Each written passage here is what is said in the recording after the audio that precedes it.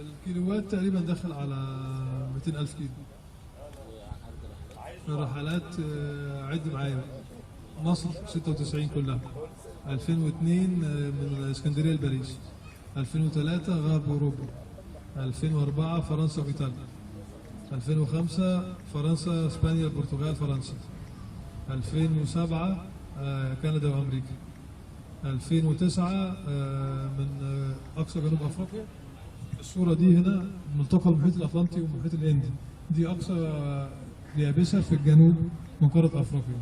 سبحان الله، بس الصوره مش واضحه. الميه اللي على الناحيه الشمال دي المحيط الهندي، تلاقي الميه لونها مختلف شويه ودرجه حرارتها سخنه يعني دافيه، والناحيه اليمين الميه بتاعت المحيط الاطلنطي جايه من القطب المتجمد، ميه تلج.